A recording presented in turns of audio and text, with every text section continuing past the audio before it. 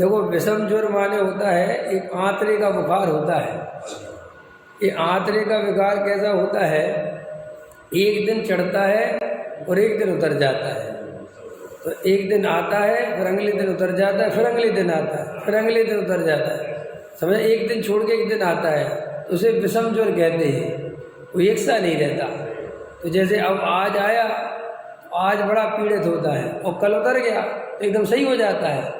उसमें आप एकदम सही हो जाओगे, आपको लगे मैं ठीक हो गया, लेकिन वो अगले दिन फिर वापस आता है।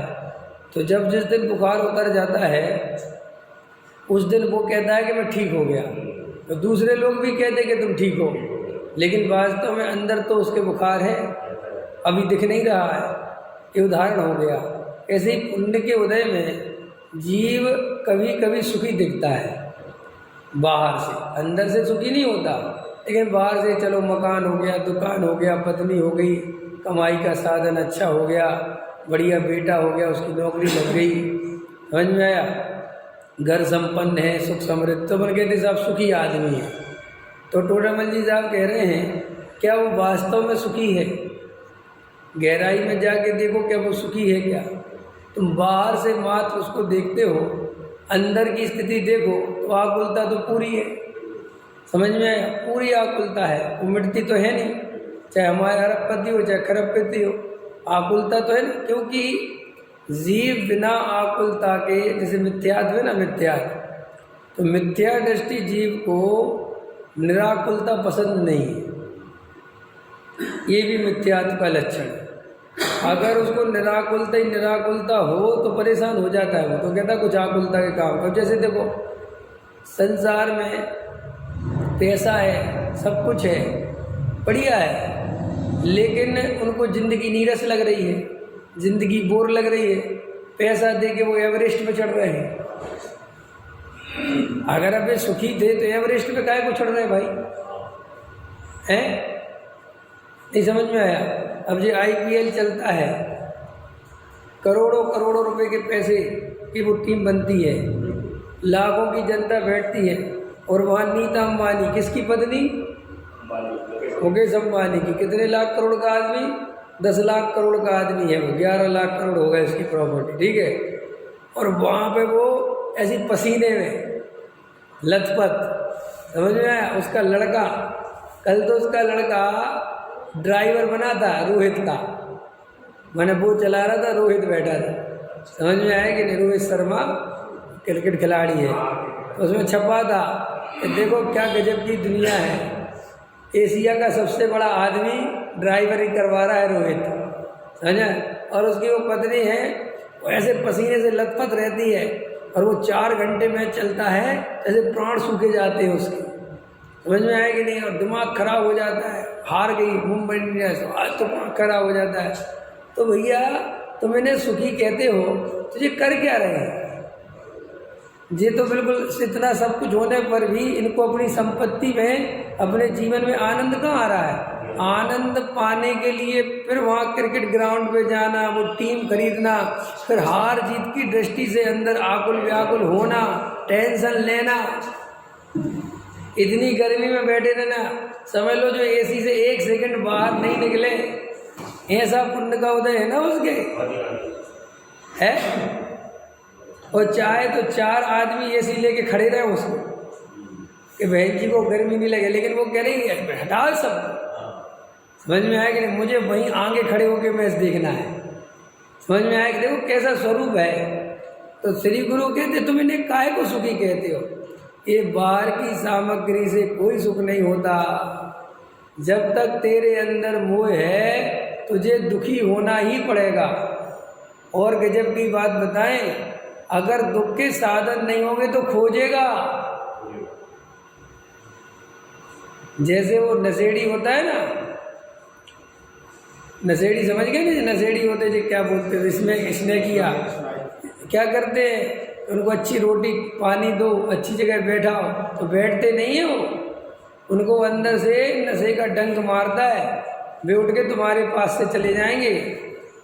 वो उनको तुम्हारे साथ नहीं रहना, उनको तो उसी नाली में जाके वहीं वो गंदगी में रहना है। क्यों? कि आदत पड़ गई। अब उसे शांति समझ में नहीं आती, ऐसे ही हमें अनादि काल से मोह का नशा कर करके हमें कोई शांति से बैठा दे कि बैठो शांति से, आत्म ध्यान करो, लो ये बढ़िया भोजन करो, हमें अच्छा नहीं लगता।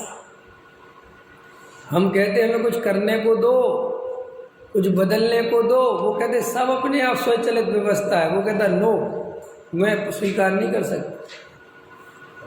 समझ में कि कुछ नहीं मिले तो खुद ही मिटावे, खुद ही बनावे। क्या वो आता ना तुम्हारा, वो ऐसे ऐसे कर करके बनाते हैं। कुछ बोलते ना बच्चों का खेल खिलौना है, एस्ट्रो क्या बोलते थे, पजल, ऐसे आता ना, तो क्यों अच्छा खासा बना रखा था तो उठाता है, पहले मिटाता है, इसको पूरी तरह मिटाओ फिर बनाता है, इसमें सुख मानता है। तो आपको तो वो पजल तो समझ में आता है, अरे तुमने जिंदगी को पजल बना रखा है भाई साहब। अच्छी खासी जिंदगी में आकुलता पहले पैदा करता है, खुद सोच सोच के, फिर उस आकुलता को मिटाने के लिए फिर पगलाता है। देखो क्या स्वरूप है। घर में शांति से बैठे थे, समझ में आया, पैसा था पुण्य के उदय से, तो टीम खरीदी। क्या खरीदी? एक IPL टीम खरीदी। अब खरीदी फिर टीम बनाई। अब टीम में जाके वो अनंत आकुलता का वेदन करता है जब उसकी टीम हारती है।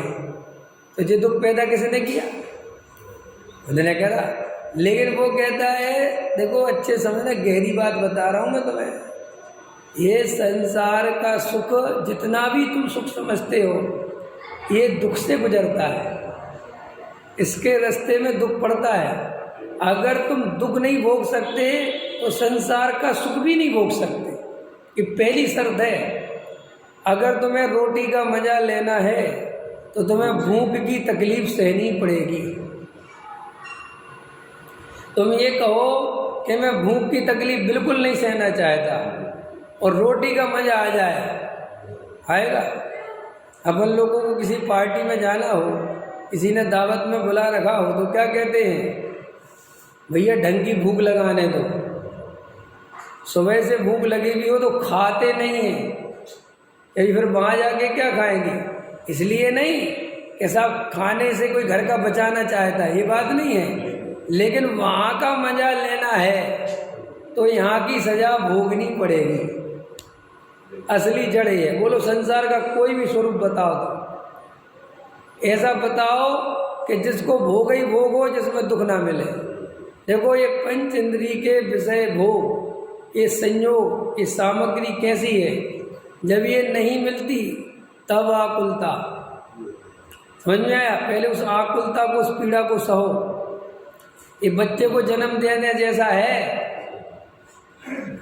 बच्चा पैदा नहीं हो तो उसकी आकुलता कि बच्चा पैदा नहीं हो रहा, फिर बच्चा गर्भ ठहरे तो फिर उसको 9 महीना रखने की पेट में महा दुख रूप अवस्था।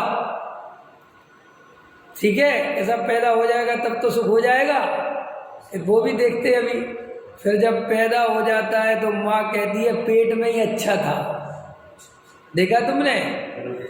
होता है भैया, पेट में ही तो माँ उत्पादी, फिर बाहर निकलता है तब कोई सलाह देता है बड़ा हो जाएगा तब बढ़िया हो जाएगा। कि जब बड़ा हो जाता है 4, 6, 8, 10, 15, 20 महीने का, तब कहती है अरे जब छोटा ही सा था तब बहुत अच्छा था, पढ़ा रहता था। समझ में आया? अभी देखो कितना परेशान करता है। फिर थोड़ा और बड़ा होता है, माँ कहती स्कूल जाने लगे तो सुखी हो जाएगा। तो ये ऐसे कल्पना करते करते करते माँ बूढ़ी हो जाती है, फिर इसका सुख नहीं आता। फिर भी कल्पना कहती रहती आएगा आएगा, जबकि कितने अनुभव से गुजर गुजर के देख लिया, कितने एक एक पर्याय से गुजर के देखा। जब कहते थे लोग बच्चा नहीं है ना तुम पे इसलिए दुख है, बच्चा हो जाए ऐसे हो जाए, करके देख लिया। फिर कहते भी छोटा है ना इसलिए परेशान हो रहा है, जरा ही सा बड़ा होगा बहुत बढ़िया, बड़ा हो गया फिर पूछता है हुआ तो नहीं, अरे तुम जल्दी करते हो, अभी थोड़ा पढ़ लिख जान दो। ये भूलता चला जाता है बेचारा कि कौन पढ़ लिख रहा है, कौन बड़ा हो रहा है। अरे मैं अपने को तो देखूं, मैं बूढ़ा हो रहा हूँ, मेरी अवस्था तो जाने को हो रही है।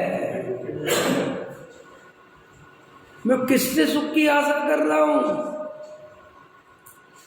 मेरा बहुत जा रहा है, मेरा जीवन जा रहा है और मैं पर द्रव्य की ऐसी आशा कर रहा हूं और इतना भी अनुभव से नहीं सीख रहा। यही समाज, यही माँ बाप, यही भाई बहन, ये झूठ बोलते हैं सबके सब। माँ झूठ, पहले मेरे से कह रहे थे बच्चा पैदा कर लो सुख हो जाएगा, कर लिया कोई नहीं हुआ, फिर कहते थोड़ा बड़ा कर लो तो हो जाएगा, फिर कर लिया, फिर कहते और बड़ा कर लो हो जाएगा। अरे क्या कर रहे हैं लोग मेरे साथ? अरे वे खुद बेचारे धोखा खा गए हैं और उनको कुछ पता नहीं है, वे तुम्हें भी धोखा दे रहे हैं।